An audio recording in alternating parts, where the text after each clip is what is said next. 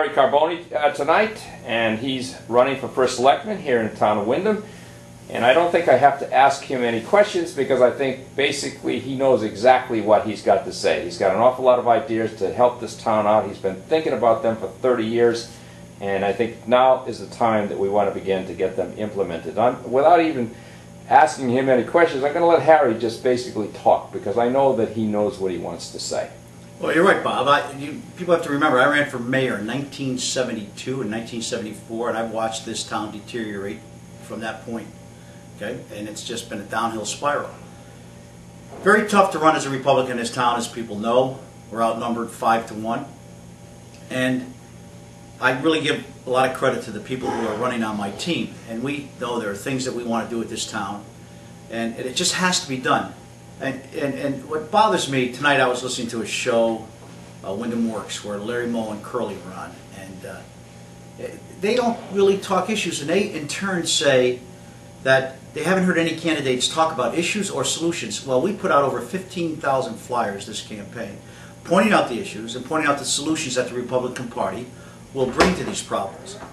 And when somebody says that, that means either they don't know how to read or they're just, propagandizing like they've always have done. And continuously the Democratic Party in this town, they've never been challenged before, and they continuously propagandize with things such as, on the eve of the election, Mike Paulus will talk about the airport. It's a great resource, we have to develop it. I've been listening to that for 9 years from Mike.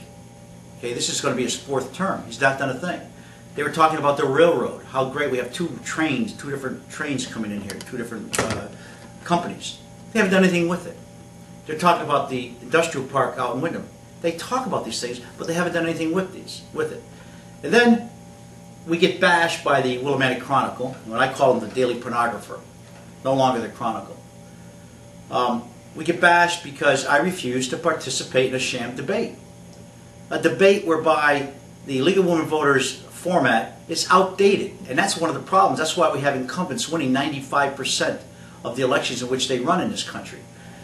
You don't get a chance to directly question something. When Mike Paulus says there's been a lot of progress, I want to ask Mike, specifically state what the progress has been. Mike, specifically state how many jobs have you brought to this community since you took office 6 years ago. Mike, tell me how many jobs were lost to this community since you took office 6 years ago. Tell me how many businesses have come to Main Street and how many businesses have been lost by Main Street. I want him to answer that specifically. I want Mike to tell me about what he's done with the airport. What has he specifically done with the airport to develop it? Was it true that FedEx came here a few years back and they blew him off? They were going to develop a facility at the airport? Michael, what have you ever done to reduce spending in this town? My taxes have gone up 62% in the last 5 years. What have you done to reduce spending? You always blame it on the state. You and your cohorts in the Democratic Party always say it's a problem with the state. As a matter of fact, there was a show on Windham Works where Dennis O'Brien blamed the high property taxes, the lack of property tax reform on the governor, the Republican governor. Even though they have a supermajority in the Senate, supermajority in the legislature, both House and Senate, they said the governor should have signed the bill because you can't expect the Democrats who work and live down in Fairfield County on the Gold Coast to go along with property tax reform. So in other words, it's always the Republicans' fault. We always have to look for the state for solutions. So Michael, tell me about the development that you were instrumental in bringing to this town. Tell me about your economic development coordinator, Ted Montgomery. What has he really done? How many jobs has he brought to this town? Or did they come by themselves? Did he go out and get Lowe's, or did Lowe's figure this is the place to be because Walmart's here? How did Walmart come to this town? Did they solicit that? The town has been developed in North Windham because the tax structure out here is less than it is within the Willimantic Service District, and companies will gravitate toward a lower tax base. So these are specific questions we want to ask them. And yet, they talk, it's all rhetoric. There's no specifics. They talk about the momentum. The last momentum check I made, I saw NAFSIS commenting that they were leaving town, and Benny's had just left town. I see Frog Prince development being stymied by this ridiculous covenant whereby they can only move the residents of the hotel hooker only once, and so this development is being stymied for 3 years. They talk about the great things, the economic expansion. Where has it been? I don't see it. I'm continually wanting to look for it. I do not see it here in this town at all. And Mike says it's more than Main Street. Yes, it is more than Main Street. But Main Street is like the heart and soul of a community. And if your Main Street is a dump and a deteriorating infrastructure, that's what people see when they come to Windham. And you can't deny that fact. So they talk and we go nowhere. They spent 8 months on a cat ordinance. That's the type of leadership he brings here. And then when you listen to them talk, especially him and the president of the Selectman, Tom DeVivo, they talk about how complex the job is. I think they're literally overawed by the job. I think it's too complex for them. They don't know what leadership is. Excuse me. As an example, we had Tom DeVivo talk about how wonderful our school systems are. And yet Tom DeVivo sent one of his kids to E.O. Smith to get him out of the Windham school system. Okay? That's interesting. That's absolutely a fact. Ask him about that. That's what I want to ask during the debate. Okay?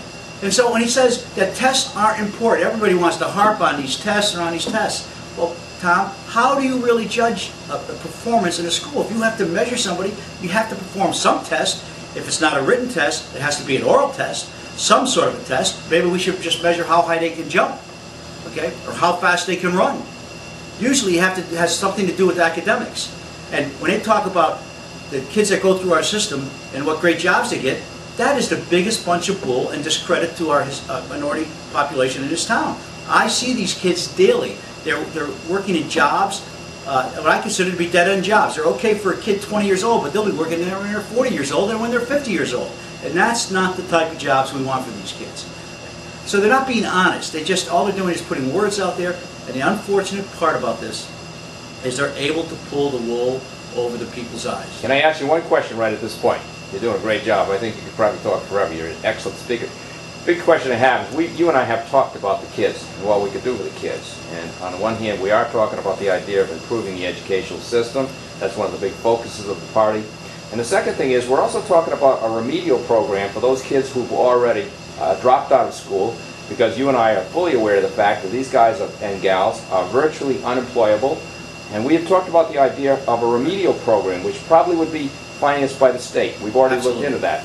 And the other thing is, you're talking about a jobs program for the youth. And this would give these kids an opportunity to get out here and learn what it really is to get up in the morning and punch a time clock and go out there and work and earn a paycheck. Right. There's two components to it, Bob. One is a program for the youth that are in school, anybody between 9th and 12th grade, to really teach them the work ethic. We think that will improve their scores, get them more involved and committed to the community. But the other one is the remedial job program. And you see, you take a Mike Paulson, a Tom DeVivo, and that board, they weren't in the service. They don't know what we're talking about. We're talking about where the United States military can take kids off the farm, out of the cities, no high school education, and tap into their innate resource, their innate intellect. And they can train them to become mechanics, electricians, intelligence agents, whatever it may be. They know they have a training system that works.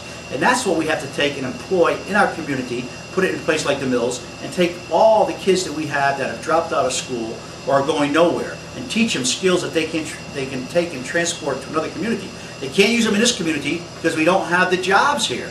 We don't know how to bring the jobs here. And our economic development department is absolutely an abysmal failure about how you want to shake it. And I don't know what the people really look. I guess people get up in the morning and I guess they're comfortable. They don't look at their taxes. They don't look at their education system. They don't look at their quality of life. They look at leaf pickup and garbage pickup and say, boy, we have arrived. We are in